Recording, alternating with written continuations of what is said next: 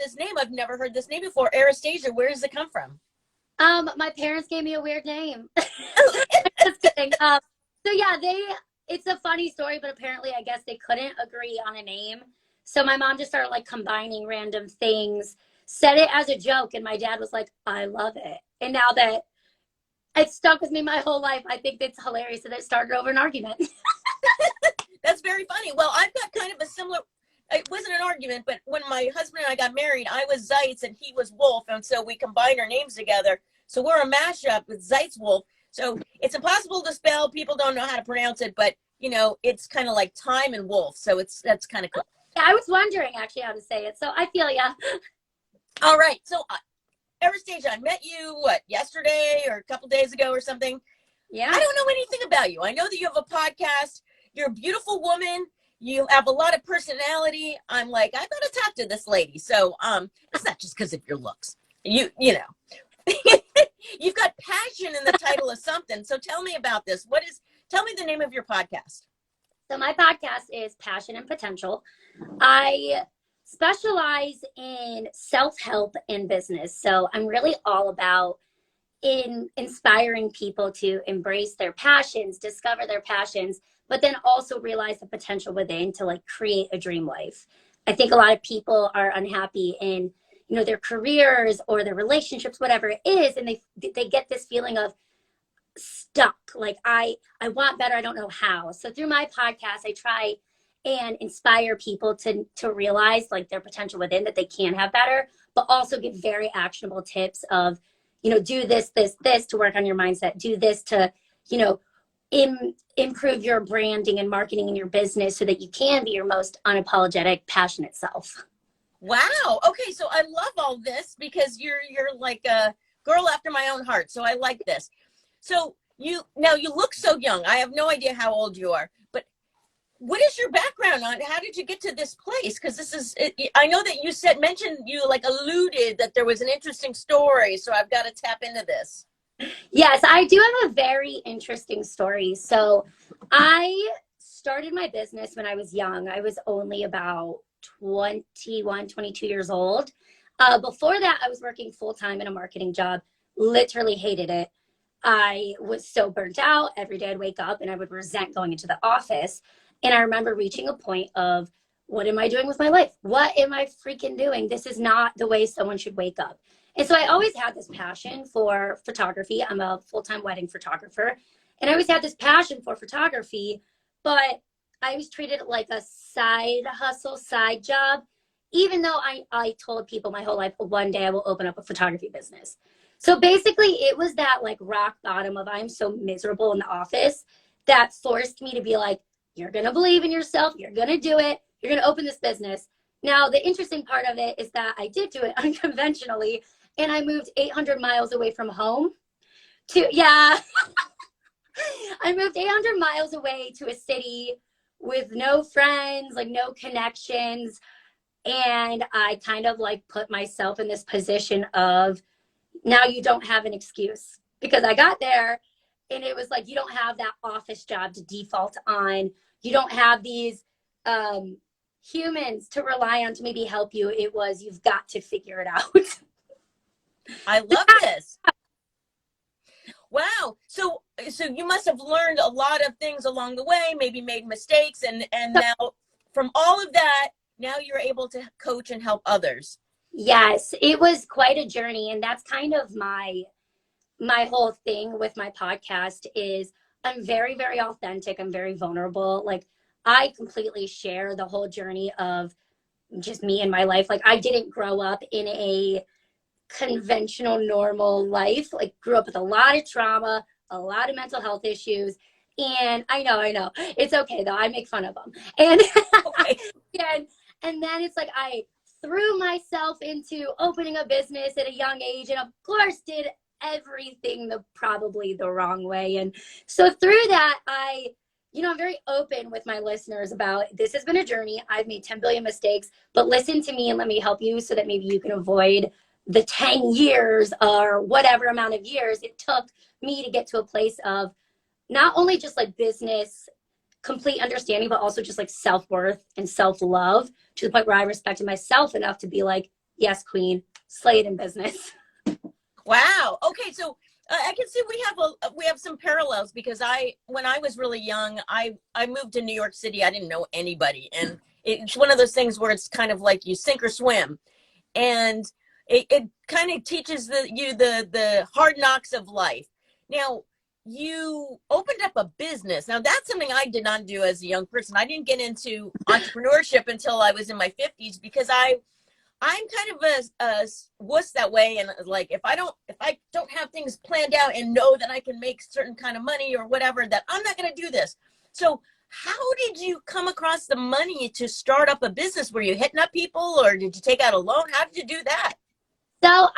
So this is where I did actually for once in my life kind of have a little bit of strategy that worked out to benefit me. I'm absolutely a creative with ADHD, so I tend to be impulsive, but I also knew that I couldn't just quit my full-time job because I had bills, and it's not like I come from a family that comes from money or where they could help me. It truly was, I was 100% on my own at a young age.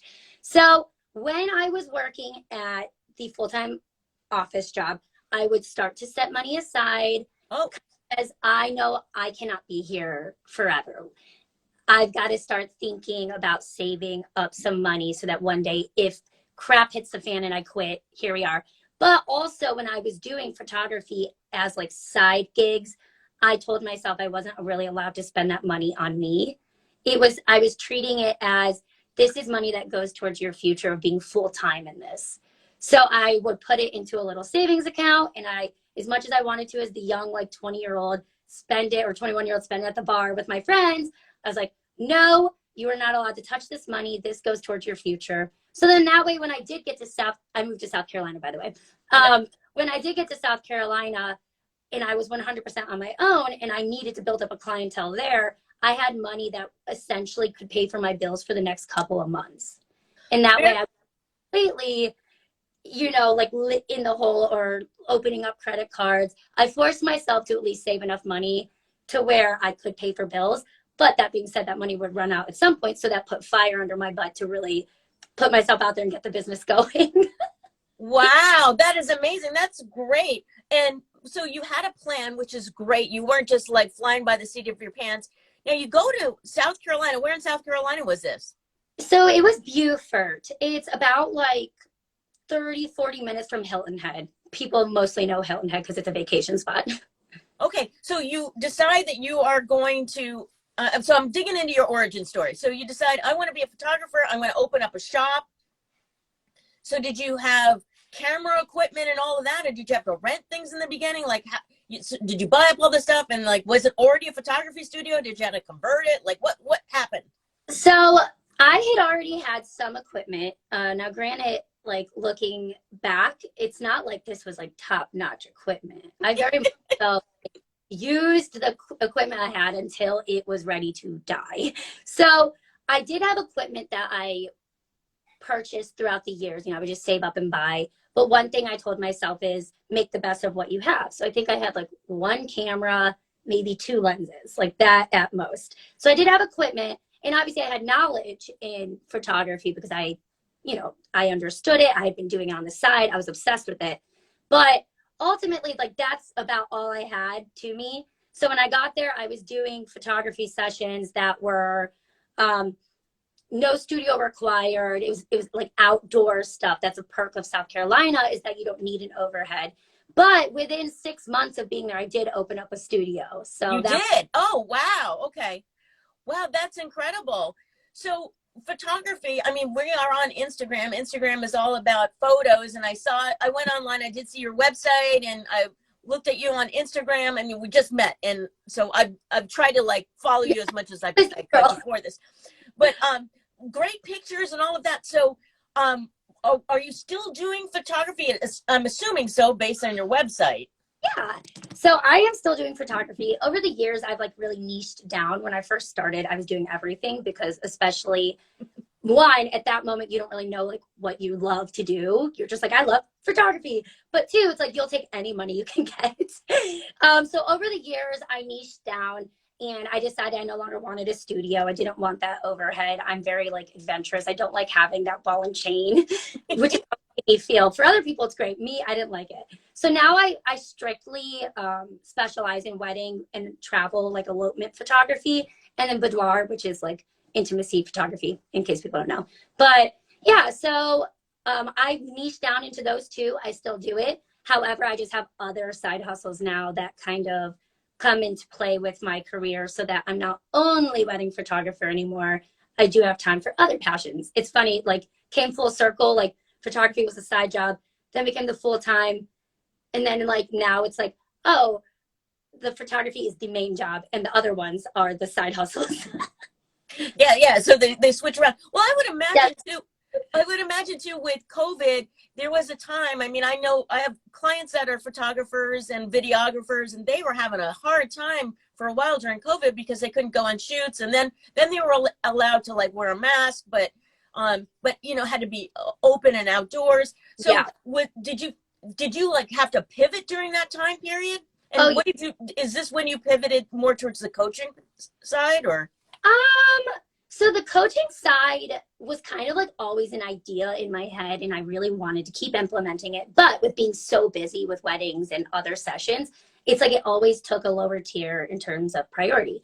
So I would say that the coaching didn't come into play during quarantine. However, quarantine did give me time to kind of rebrand my website and think further ahead. But in terms of a way to like pivot for the actual business when I was not allowed to photograph people in person, I actually kind of used my artistic skills in this time because I'm also an artist. And I was like, okay, well, what is everyone doing right now? Everyone's stuck at home. People are losing their minds with their significant others and kids. They need some type of activity, but they've made every bread there is because that was like a big thing.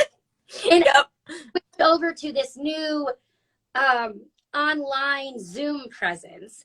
And I was like, what can I do that helps bring in some money for me, but also just keeps me busy because I'll lose my mind if I'm not working. Like I cannot. And so I offered virtual paint parties. You did? Oh, wow. And it was really fun. And yeah, I would like teach the classes online. And at first I think I had like 10 people and then it grew up to like 70. And it was really fun because it allowed me to still teach and do things I was passionate about, but also allowed other people to have something to bond with their family or their kids or significant other. Nice. So the now, you know, people used to do that in bars and they would get the, you know, they'd go there and they would get the canvas and the paints or whatever. So would people, when they would sign up for yours, would you tell them like what to get and then they would have it at their house? Yeah, so I basically would give them a supply list and I would say you can order from, let's say, like Michaels.com. Michaels has this exact paint, this exact brush. I tried to keep things very simple for people so that they didn't have to invest all this money. So I would say, like, we're going to do a painting that only requires like 3 paints, 3 colors. And then Michaels at the time was offering either delivery or curbside pickup. So it also was all right that people could still get what they needed for the classes and didn't have to like go shopping. Wow, very cool. So 70 people, that's a lot. So were you doing that was just all through like Zoom, like a Zoom meeting, or were you doing like a Zoom webinar? How did that work? It was initially a Zoom meeting, I'm going to say. But now when I say 70 people, sometimes that was like one camera with 5 people inside. Oh, right. So, but yeah, it was a Zoom meeting and everyone would just come in and then I would pin myself to the main screens when I was teaching. And then I would take quick little breaks and say, does anyone have any questions? And then someone could turn on their camera and be like, I don't understand how to do these clouds. And I could give actual feedback and be like, okay, you need to do X, Y, Z. Very cool. Yeah. So there was some interactivity. Okay. Wow, that's really neat. How did you promote that in the beginning?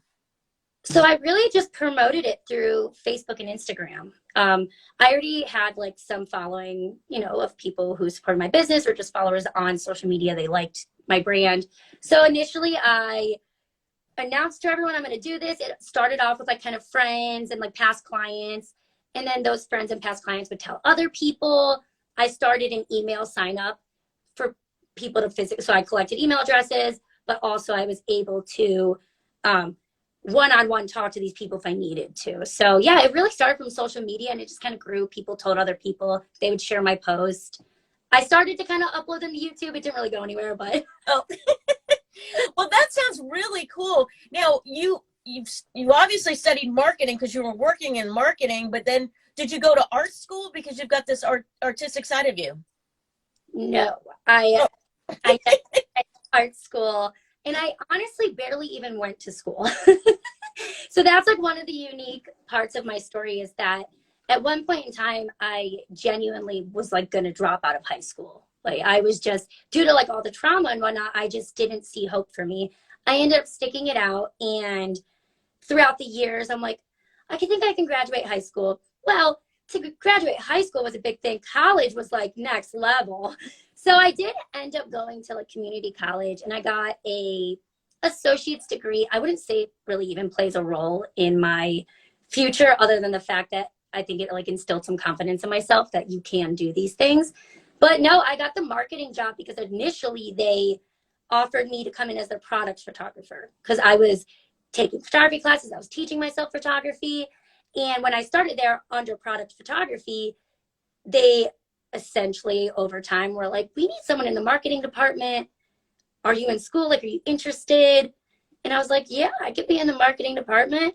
And at the time I was taking business classes in community college because that was what one of my mentors told me to do. Uh-huh. But I learned the marketing side of things from working in it. I wouldn't really say that school was a huge role in any bit of my knowledge.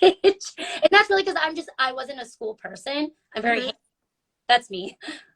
Wow. So the marketing stuff that you got, that you worked in, you got experience in, so that must have helped you though when it came to like the actual marketing side of your business. How did that translate?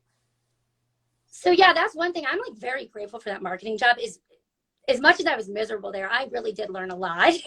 So I think some of the major roles it played in terms of my knowledge and like transferring over was I really learned the importance of Google, and I really learned the importance of keywords and how to really utilize keywords. So one thing I did at the marketing job was all of their blogging, and I really had to understand yes, the side of blogging and the side of like how words on your website can play a role in people finding you on Google. So that definitely helped me in terms of my own business because when I went full-time with photography and I started building my own website, I was able to use some of that knowledge of, oh, I need to do this and this and this to make sure I'm getting listed on Google and to make sure that people are finding me in the correct way. Wow. Now, being that you're such a visual person, what platform do you like the best? Is it Instagram as far as social platforms go? I like Instagram the most because it is very visual and I have fun with it. However, I would say in terms of a marketing way and like a benefit, Facebook has actually played a huge role for me because of just all the networking you can do in it, the Facebook groups, the sharing of posts. If I tag someone, their friends see that. Whereas like Instagram, if I tag someone, that doesn't pop up in someone's newsfeed. Right. It's probably like more beneficial to me or has been, but I love Instagram and I definitely have like increased my presence there over the years because I think it's more fun. And can people find you on LinkedIn? Are you on there as well? I'm on LinkedIn, but it needs a makeover. I think I updated it a couple months ago and that it needs a makeover. So maybe that'll be my to do from this talk with you is I'll go update that and then I'll have some accountability. Well, I think it also depends on where your audience is at, right? So my audience is more, I concentrated most of my effort on LinkedIn. Now I'm trying to be all hip and be on Instagram. So so I'm kind of a late bloomer to Instagram. So I'm trying to get people to follow me. So do you have tips you obviously have people following you. What are some like 3 big tips that you could give someone like me to up my followers? So I think first and foremost is be very clear in your Instagram presence as to one, who you are, but like who you're speaking to and who you're trying to attract for those followers. Because if you're all over the place, you're not really going to attract the ideal followers that you want.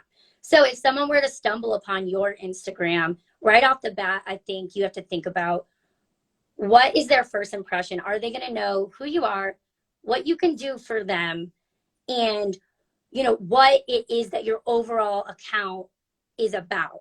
So and I can take a look at your Instagram after this and give you some feedback. But if I were to just take one quick little 15-second look, would I know who you are?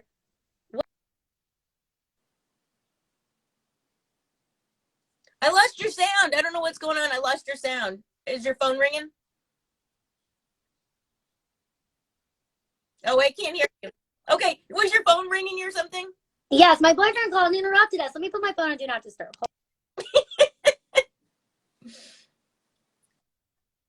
Okay, so yeah, my boyfriend's calling.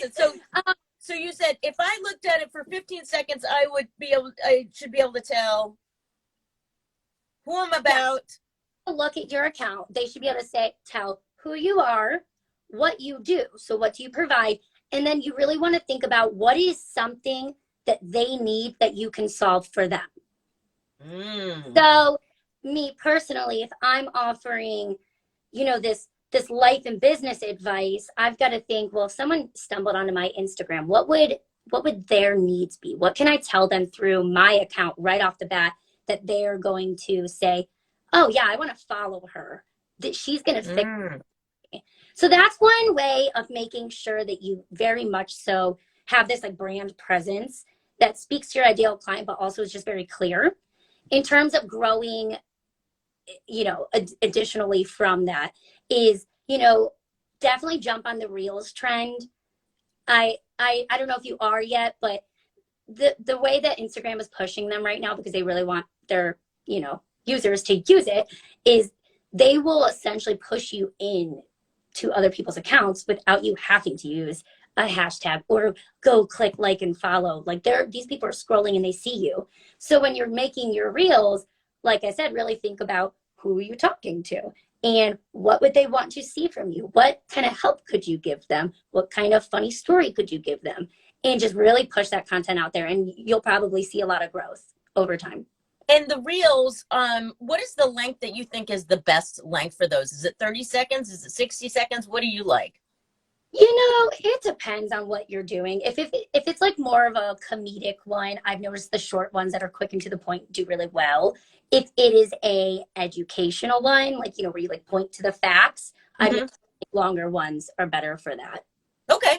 And, it seems like Reels have got, they go through trends, right? So there's like the lip syncs and then the dancing and, So what do you think about doing like something that's more evergreen, or do you think jump on the trend while it's happening because you're going to get up the likes? I think that there's like a healthy balance to both of those. One thing that you can really utilize is trending audios. And that's like not even utilizing a trend of dancing or whatever. You can make that your own by using the audio. So I personally, I don't want to dance in front of the camera. It cannot, it's very embarrassing. No one wants to see that. But what I'll do is I'll still utilize that overall concept. So I'll do the trending audio because that's going to really get pushed into people's feed. But also, if someone was dancing and that's how they sold their point, right? Instead of me dancing, I'm going to point, or I'll you could get creative with it. You could drop pieces of paper. You can still make it your own without having to be 100% on trend with the dance. I don't know. I personally have never even done a dance. But you can really utilize the trending audios and make them your own and make them your own creative thing. So I would recommend maybe doing like a brain dump and just all the different things that you can help people with: short, long, funny, personal, factual. And then as you're scrolling through Instagram, you can start saving audios that are trending and then kind of attach them to those ideas that you've already brain dumped. Oh, okay. And do you recommend, what is your plan of attack? Do you record everything in Instagram, or do you record it outside and then bring it into Instagram? It's a little bit of both. My Gen Z assistant tells me I need to always be recording in. However, I have done both and I've seen positive outcomes. So for me, I'm a mural artist. I can't record in Instagram if I'm doing a time lapse. So I've done some, typically if it's a trending audio and it's one of those very short clips where you just, you mouth the words and you put an overlay of text where it applies to your situation, I'll do that in Instagram. If it is something that I physically can't, I'll still create them anyways. I've had Reels that didn't have in Instagram creation blow up as well. So, and you mentioned mural. Wait, mural. That's just such a weird word. mural. Mural design. So are you doing that for like buildings in your neighborhood, or doing it like on a street? Like, where are you doing these? So my first one was at a business. So that was at a restaurant. My second one was in downtown Cleveland on a big wall by the casino. And then I've also had ones that are in homes. I've had ones in nurseries. So they're kind of all over. It's whatever people want me, what the concept is. It started off as for businesses. The one that was downtown was for another restaurant. This week I'm working on my third restaurant. But I've also had a lot of nursery ones of people who are like, I really want this, but I don't want to buy wallpaper. Can you give me something that like matches my vibe? Wow. So you're doing it actually inside of someone's home as well? Mm-hmm. That's what I just did last week. I did an ocean one. Oh my gosh, it was so fun. Wow. So you have pictures of those on your Instagram as well? Yeah. Yesterday I just shared a little bit of my process. So like some behind the scene time-lapse videos, but the post right before that is where you could swipe through and see all the pictures of it. Oh my gosh, I'm obsessed. I want to paint it in my house now.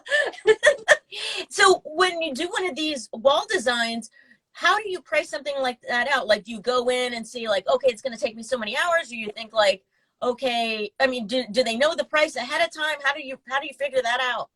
So the first one I ever did, it was more so, he said, you can do whatever you want on the wall. This is the size of the wall and here's my budget. I decided that works for me. I went to town, I did it. It was profitable. It was great. And then I kind of used that at the beginning as my guiding point. I was like, okay, like kind of average. But now going forward, I don't have like a stagnant price. I tell people it depends on your wall size as well as your concept, because some concepts are going to be very detail oriented and that's going to take me a lot longer. Whereas something that's like, let's say a sunset, that's just a lot of blending and I can like really get in the zone and crank that out in one day. But small little intricate stuff, that takes me, being tedious. So that really, it just depends on the overall size and concept. But I did give myself like a starting price of, I don't really want to do a wall for less than this amount. Yeah, that's good. Yeah, because I mean, you got to schlep all your stuff over there and like do all that stuff. And so, wow. Yeah. And now what about, I live in Portland, Oregon, and there's this guy, his name is Bizarro the Clown, and he drives around in a van with a puppet, and he paints windows in businesses. He does these crazy windows. Oh, that's so fun. Yeah, and have you ever done that? Have you ever painted a window? Surprisingly, no. I've painted a lot of things. I painted my bike. I painted flowers all over. That was really fun. But I haven't done a window. That sounds fun. Yeah, I'll have to see if I can find some of his artwork and send it to you. It's kind of crazy. He did. Though, like people ask, they're like, I have this fence in my backyard. I'm like, yep. Someone was like, I have a mailbox. I was like, yep. Wow, that's really cool. Oh, that would be very cool to have a whole fence be done like that. Oh, wow. The thing, they were like, I can't grow a flower garden because I suck at gardening. Will you come paint one? And I was like, absolutely. Wow, that's really, really cool. So that's like one of your other side hustle type things that, wow. That's what I was saying, how it came full circle, where photography was originally the side hustle, but then it became the full-time job to replace the day job. And now it's almost like photography is my day job, and then like mural art and business coaching is my side hustle. Wow. So it sounds like to me that one job that you had, that's it. You're not working for the man anymore. Is that right? My biggest dream in life is to never work for someone else again. I just cannot. I can't. No. Well, it sounds like you've got I was going to say pokers in the fire. I don't know if that's the right term. Something in the fire. And I'm doing it. At this rate, I'm like, you know what? I've learned everything the hard way. I better be doing it. Yeah. Then come on. And are you in South Carolina now? You mentioned Ohio. Oh, no. So I actually ended up moving back to Cleveland about 2 years after moving to South Carolina to open the business. I moved back for family. And so now, obviously, I very much so miss the coast. I miss the ocean. I'm like an absolute mermaid at heart. So that's why I kind of pivoted in terms of the wedding photography. I now do weddings and elopements, not just in Cleveland. I just did one in Florida. next month we have one in Georgia. So I'll literally travel anywhere for wedding photography. And that kind of helps my love for that side of things while I can still be home with family. Very nice. So you can use the travel as a write-off. So do people, and they know that you work that into the price and everything, that you're going to travel someplace. That is really cool. Yeah. Wow, that's a reason in itself just to keep doing that, because then you get to travel places. I know. And it's funny because I think Maddie, my assistant, is watching this, and she'll laugh because she hears me say this all the time. I always say that I want to be a snowbird by the time I'm 30 so that I can escape Cleveland's like cold winters. And so that's why I like really started diving into, I've got to market to Georgia, I've got to market to Florida. And I turned 30 this August, so I better like get my butt moving even further. Wow, very cool. Are you part of that FIRE movement? Are you interested in that, where you can retire early, or you have a love for working? I love to work.